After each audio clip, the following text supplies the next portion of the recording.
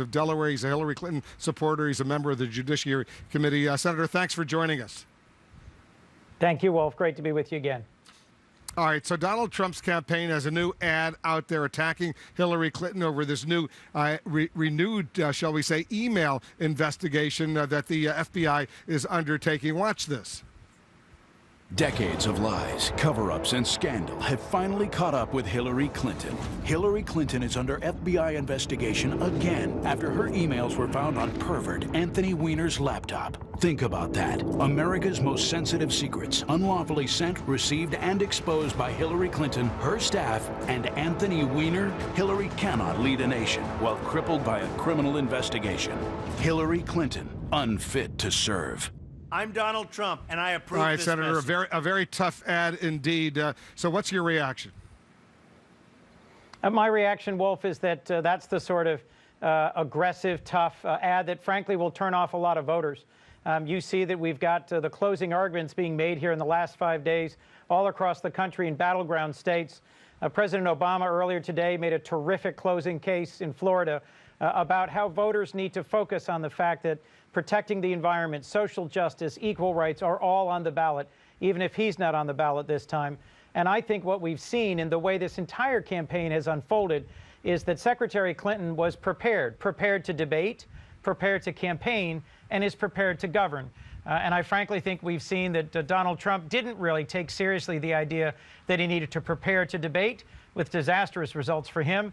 And in terms of the ground game here in the last couple of days, he hasn't really built the ground game that'll deliver for him. So he's taking some pretty wide swings in his attacks on TV in the last couple of days, at the same time that Secretary Clinton is showing that her deep preparation and her real experience is going to bring her across the finish line. But in all fairness, Senator, she's got some scathing attack ads against Donald Trump, recalling all sorts of incidents. Some of those attack ads are very tough, just like the attack ad we just saw. Both of the candidates are launching into this anger that's going on right now in these final days. I think that's fair, right? That's right, Wolf. But here's a critical difference between the attack ads, at least that I've seen here just outside Philadelphia. The most effective attack ads on Donald Trump actually use Donald Trump. They are quotes by him, things he has actually said, insulting women, insulting minorities, insulting immigrants. It's striking to me that his wife was here in the Philadelphia suburbs today trying to shore up his support among Republican women and talking about the importance of fighting cyberbullying when some of the very incidents that are in those tough ads from Hillary Clinton are incidents of cyberbullying, of tweets and personal attacks by Donald Trump himself. If there were classified emails found on Anthony Weiner's computer, as the FBI is now investigating, that would be a major, major setback for Hillary Clinton right now, that all of a sudden her classified emails that originated on her private server wound up on Anthony Weiner's computer. How concerned are you about that, Senator?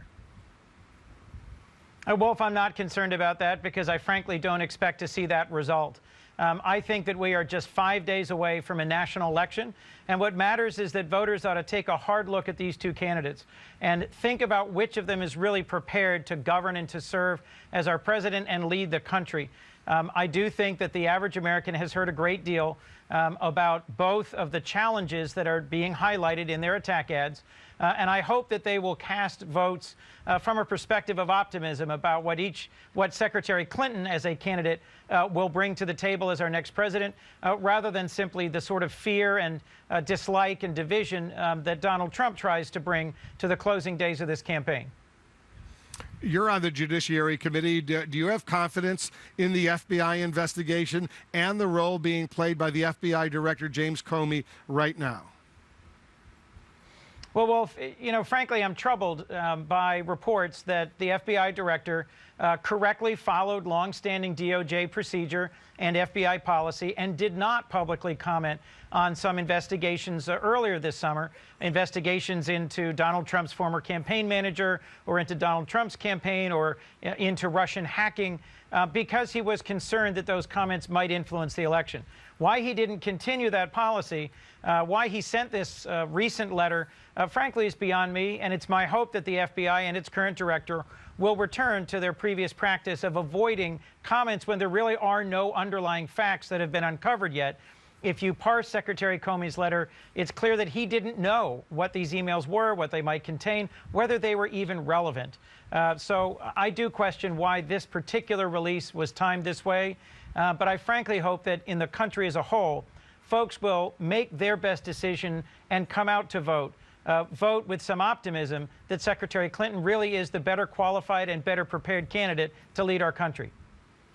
He also didn't comment when they were looking into the Clinton Foundation. Apparently, they were looking into various aspects of that as well. He decided it was going to comment on any of that. But even if he didn't have full knowledge of what they discovered on Anthony Weiner's computer, his agents apparently did have some significant information. They briefed him on it, and at that point, he decided to live up to a commitment he made to the United States Congress that if there were new information coming forward and if it were significant, he would go and at least inform them that there's a new development. What was wrong with that?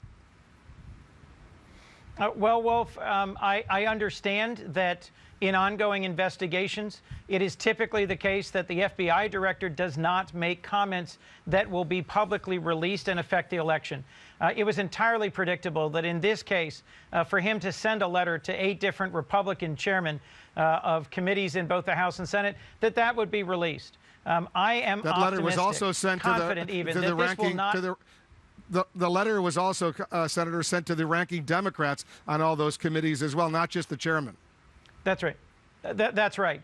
But I'm simply observing that the timing and the direction of the letter was such that it was pretty foreseeable that this was going to end up being an issue in the campaign, even though the FBI director at the time had really no knowledge of what was in these emails, whether they were relevant, whether they were personal, whether they were duplicative. And I think as our interview reveals, it has ended up being more of an issue in the last few days of the campaign than I think is justified. And I frankly think the FBI director should have stuck to longstanding policy and declined to release this information in a way that could affect the outcome of the election. I need you to stay with us, Senator. We have more to discuss. There's new information coming into the Situation Room. We'll take a quick break. We'll be right back. At BP, we empower anyone to stop a job if something doesn't seem right, so everyone comes home safely. Because safety is never being satisfied and always working to be better. Julian Assange, Edward Snowden, Thomas Shaw. We have breaking news on the Thomas Shaw leaks. The CIA has taken another hit. Where's this coming from? Is this going where I think it's going? This is crazy.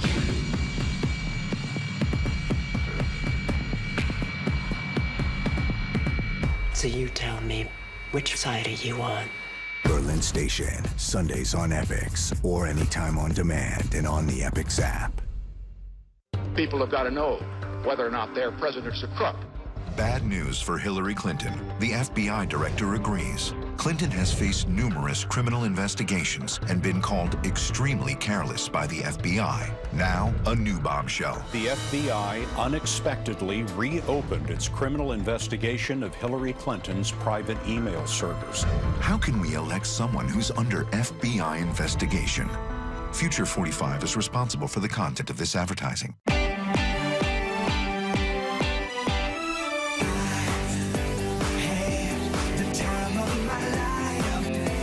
Sandals. More quality inclusions than any other resorts on the planet. Call 1-800-SANDALS.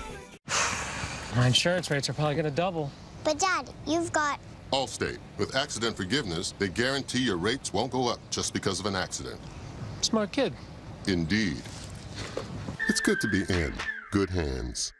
Closed captioning brought to you by Thunder Leash, the simpler no-pull leash solution for your dog. Leash tugging and pulling is a very common problem. Finally, there's Thunder Leash. Thunder Leash's design creates simple, calming pressure around your dog's torso. The result, no pulling. For a night like no other, you need a network like no other. Why trust this night to anyone else? Election Night in America, Tuesday on CNN. Drug and alcohol addiction has reached epidemic proportions, and most people don't know how to get the help they need. RecoveryAS.com is a nationwide resource that takes the guesswork out of finding quality drug and alcohol treatment options. They offer live assistance and connect you with treatment providers that are right for you. RecoveryAS.com helps those feeling lost or alone when seeking addiction treatment and can help every step of the way. Call the number at the bottom of your screen today for more information. Call now. You can't live in the past. The wins and the losses, the joy, the drama, the what ifs and should haves. All that means zero now. We all start from zero. This is why we play. Have you been diagnosed with spinal stenosis, bulging or herniated disc, sciatica, or other chronic spine conditions? Are you ready to find lasting relief? Laser Spine Institute can help. Our board-certified surgeons use a less than 1-inch incision to get you up and walking within hours of surgery with no lengthy recovery. Call 1-800-384-BACK today or visit laserspineinstitute.com for your no-cost MRI review. New day, the most news in the morning at a special early time. Tomorrow, 5 Eastern on CNN.